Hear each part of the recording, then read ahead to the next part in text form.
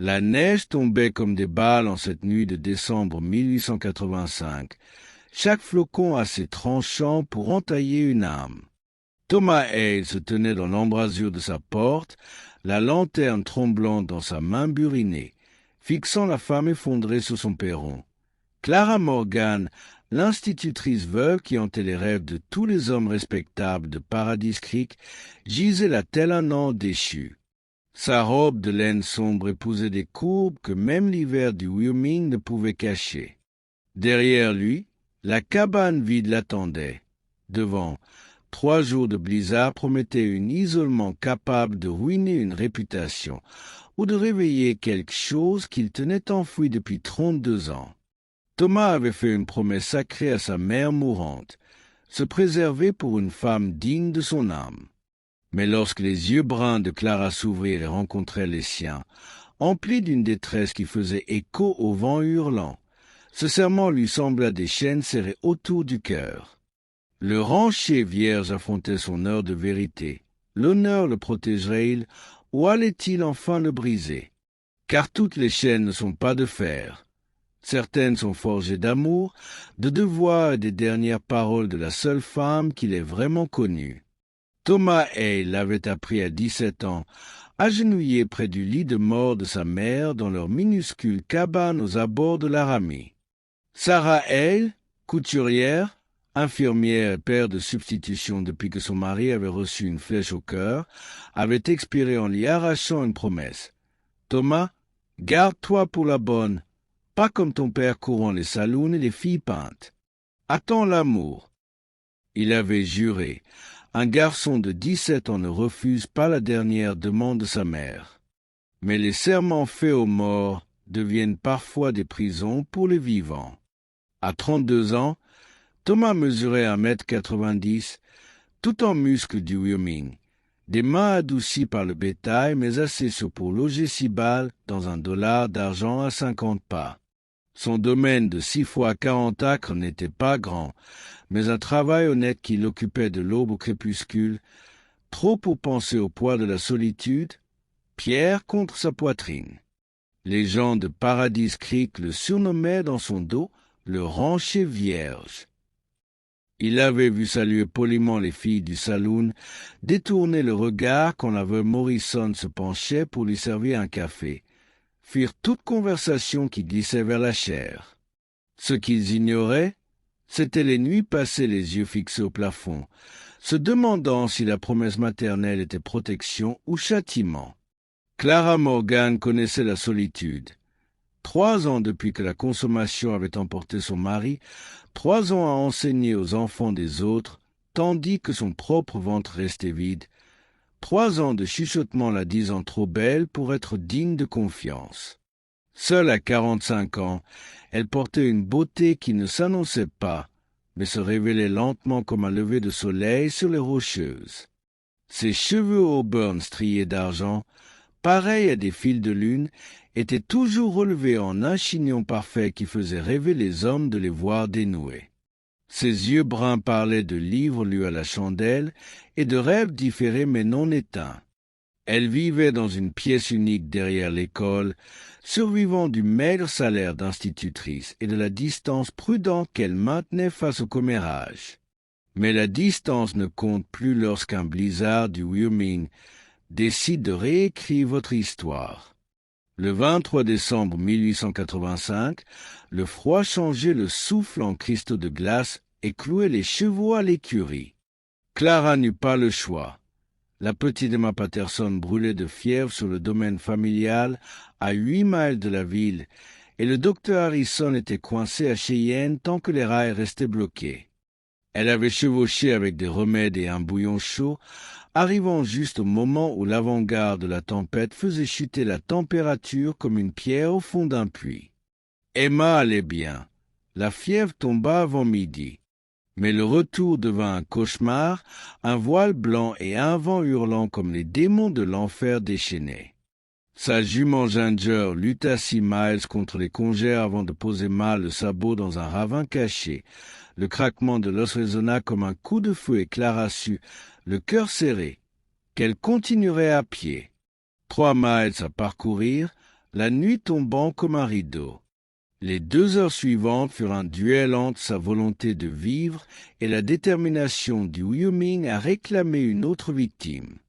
La neige remplit ses bottes, traversa son manteau de laine, changea ses doigts en massues insensibles. Son souffle se faisait haletant, douloureux, tandis qu'elle avançait dans des congères parfois jusqu'à la taille. Quand la cabane de Thomas surgit du néant blanc comme un mirage, elle crut ses yeux trompeurs. La chaude lueur jaune de la lampe paraissait irréelle. Elle chancela les derniers 50 yards et s'effondra contre la porte, le poing à peine assez fort pour frapper. La porte s'ouvrit. Elle leva les yeux vers les plus honnêtes qu'elle eût jamais vus. Thomas contempla la femme la plus commentée de Paradise Creek et sentit quelque chose se fendre dans sa poitrine. Non sa résolution, mais la muraille de glace qu'il avait bâtie, brique après brique, depuis la mort de sa mère. Clara grelottait si fort qu'elle ne pouvait parler, ses lèvres bleues contrastant avec une peau pâle comme la crème fraîche.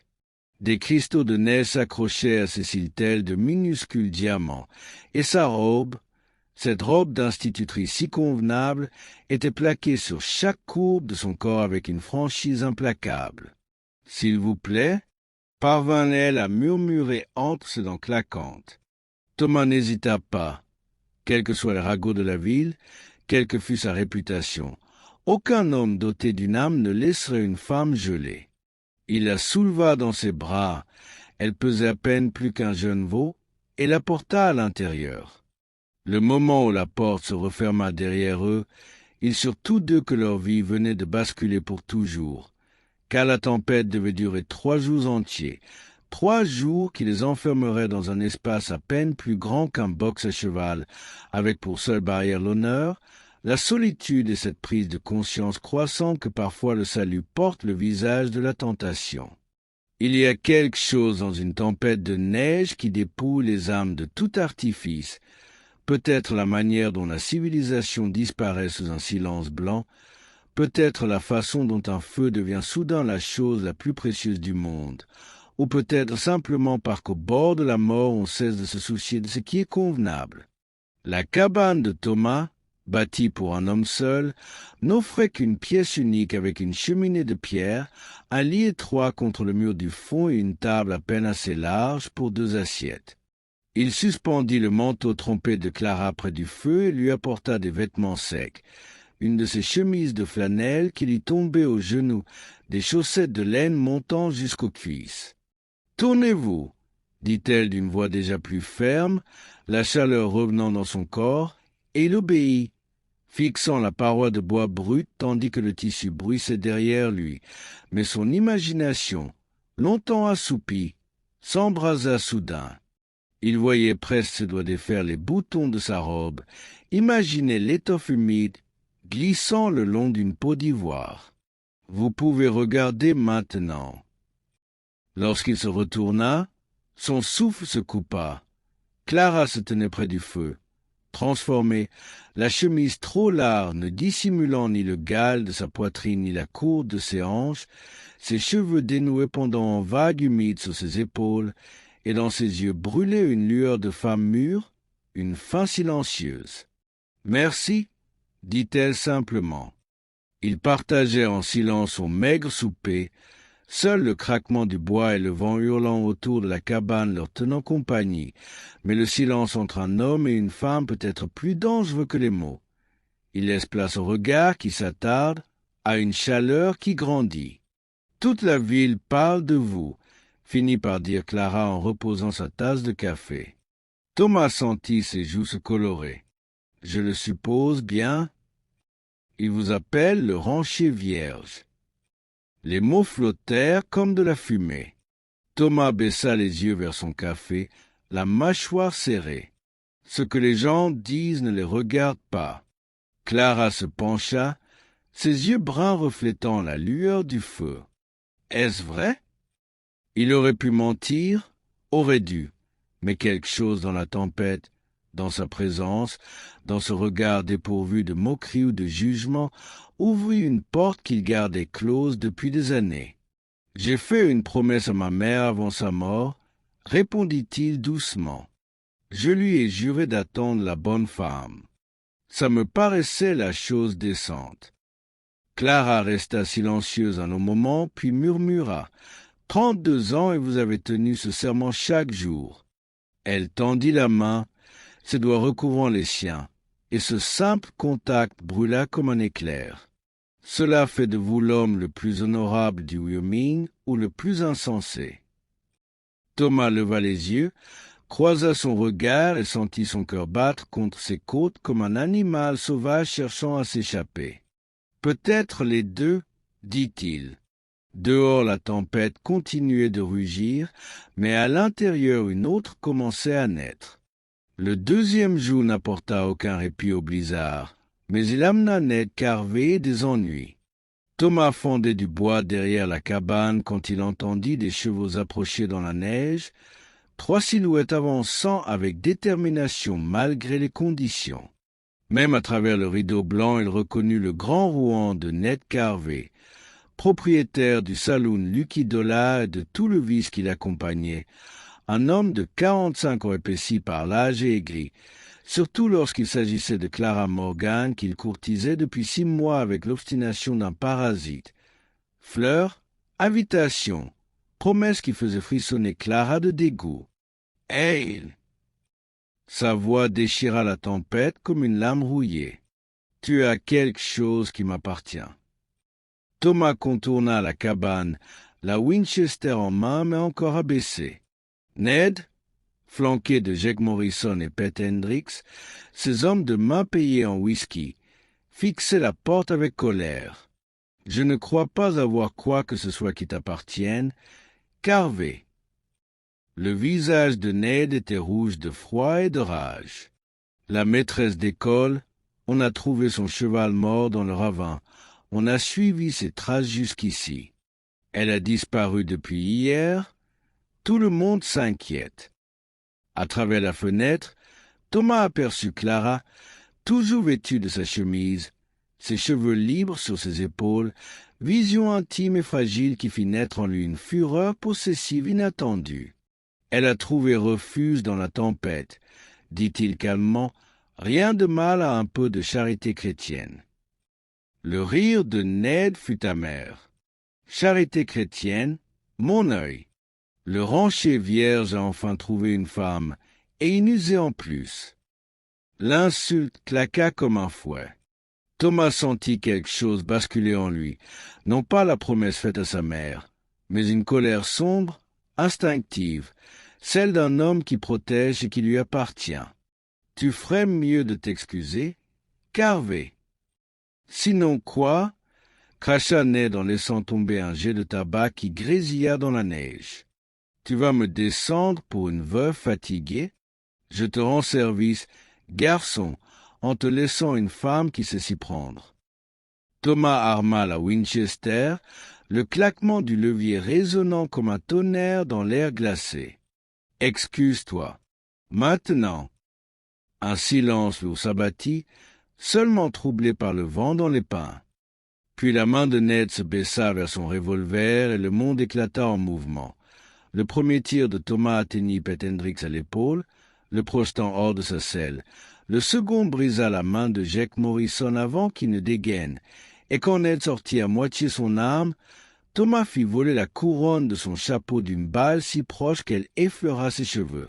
« Le prochain ne sera pas un avertissement, » dit Thomas en réarmant calmement, et le visage de Ned devint aussi pâle que la neige autour d'eux.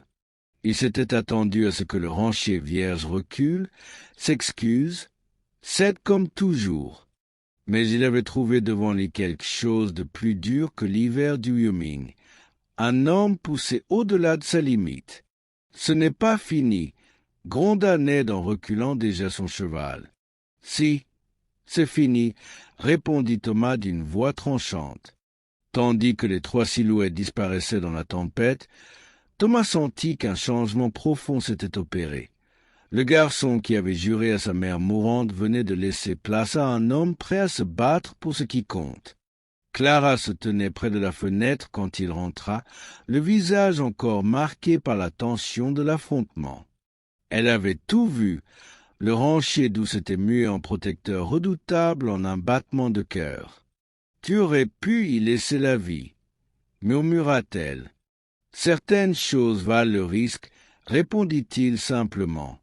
Elle se retourna, et dans ses yeux il eut non pas la peur, mais une intensité qui fit accélérer son souffle, un désir profond et assumé. « Que suis-je pour toi, Thomas ?»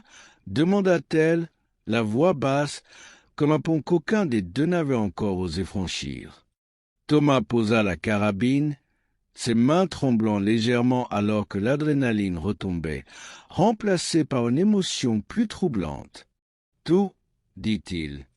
Clara s'avança, pieds nus sur le plancher de bois, toujours vêtue de sa chemise, la lumière du feu jouant sur le tissu clair et la silhouette qu'il devinait.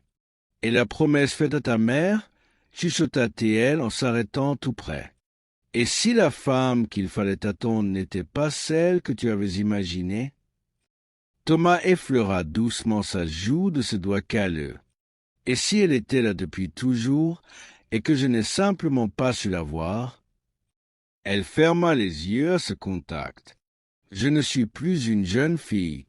Thomas, j'ai connu le mariage, j'ai connu la solitude, et tant de promesses déçues. » Il répondit d'une voix grave. « Peut-être sommes-nous exactement ce dont l'un et l'autre avons besoin. » Des larmes brillèrent dans les yeux de Clara, des larmes de soulagement. « Je ne me suis pas sentie désirée depuis 3 ans, » avoua-t-elle. « Parfois je croyais avoir oublié comment être une femme, et plus seulement une institutrice, une veuve, une mise en garde. » Thomas caressa son visage, essuyant les larmes du pouce. « Clara, tu es la plus belle femme que j'ai jamais vue. Pas seulement jolie, belle jusque dans l'âme. Quand je te regarde, j'en oublie de respirer. » Elle laissa échapper un rire clair qui résonna comme un carillon sous la tempête. « Tu as la langue d'un poète pour un rancher qu'on dit vierge. » « Il faut la femme qu'il faut pour faire naître un poète chez un homme, » répondit-il. Elle se hissa sur la pointe des pieds et leurs lèvres se frôlèrent dans un premier baiser, doux, hésitant, comme un nouveau langage. La chaleur monta entre eux, le monde extérieur s'effaça derrière le vent et le feu. Quand ils se séparèrent enfin, leur respiration se mêlait encore, et la tempête au dehors semblait moins sauvage que l'élan qui battait dans leur cœur. L'aube se leva, calme et argentée, la tempête enfin apaisée. Thomas s'éveilla le premier, Clara blottit contre lui, sa chevelure auburn répandue comme de la soie sous sa poitrine. Il resta un instant à contempler cette femme qui avait bouleversé sa vie. Elle ouvrit les yeux, une ombre d'inquiétude traversant son regard. L'après, le doute. « Des regrets ?» demanda-t-elle. « Seulement que nous ayons eu besoin d'une tempête pour nous trouver, » répondit-il en déposant un baiser sur son front. Elle sourit, le visage illuminé de joie. « La tempête est finie, oui. Il est temps d'affronter le monde. » Ils s'habillèrent lentement, reprenant à compte-cœur leur rôle de rancher et d'institutrice, mais rien n'était plus comme avant. Clara fixa la neige immaculée qui recouvrait tout. « Je ne veux pas être un secret. Thomas, je refuse de vivre dans l'ombre comme si rien n'avait changé. »« Bien, » dit-il avec fermeté, « parce que je compte te courtiser au grand jour, devant Dieu et tout paradis creek, et quand tu seras prête, je te demanderai de devenir ma femme. » Clara se tourna, la surprise dans les yeux. « Comme ça, sans craindre ce que diront les gens ?» Thomas soutint son regard avec un sourire tranquille, et dans ce silence neuf, le vent s'était enfin tu. « Ne t'inquiète pas pour ta réputation. » Thomas s'avança, prit les mains de Clara dans les siennes. « Clara, j'ai passé 32 ans à me soucier du regard des autres, à vivre selon leurs attentes. La nuit dernière, j'ai compris une chose essentielle. La seule opinion qui compte, c'est la tienne et la mienne. » Puis, sans hésiter, il s'agenouilla là, toujours les mains enlacées. Clara Morgan, veux-tu m'accorder l'honneur de devenir ma femme? Les larmes de joie aux yeux, Clara murmura le mot qui allait changer leur vie à jamais. Oui. 6 mois plus tard, lors du premier jour tiède de juin, Thomas Hale épousa Clara Morgan dans la petite église de bois de Paradise Creek. Tout le village était déplacé, certains par véritable bonheur, d'autres par simple curiosité à propos du rancher vierge qui avait enfin trouvé sa compagne. Ned Carvey, lui, ne parut pas. Il avait quitté le territoire du Wyoming en février, emportant avec lui son orgueil blessé et son amertume vers la Californie. Certaines tempêtes, semble-t-il, emportaient bien plus que la neige. Quand Clara avança dans l'allée, vêtue d'une simple robe blanche, Thomas sentit tomber la dernière chaîne de la promesse faite à sa mère. Il comprit alors que Sarah Hay n'avait jamais voulu qu'il vive seul. Elle voulait qu'il attende l'amour, le véritable, celui qui mérite qu'on patiente 32 ans. Le soir de leurs noces, dans la cabane qui avait abrité leur rencontre et leur métamorphose, Clara murmura à son oreille. « Plus de tempête, mon amour, seulement du soleil désormais. » Mais Thomas, désormais plus sage des leçons de l'amour et de la perte, sourit et la serra contre lui. « Il y aura d'autres tempêtes, Clara. La vie les promet toujours. Mais nous les traversons ensemble. » Au dehors, le ciel du Wyoming s'étendait, infini et limpide, chargé de promesses et de possibles. Au loin, un grondement de tonnerre résonna, non comme une menace, mais comme un rappel. Parfois, les plus belles choses de la vie naissent après la tempête.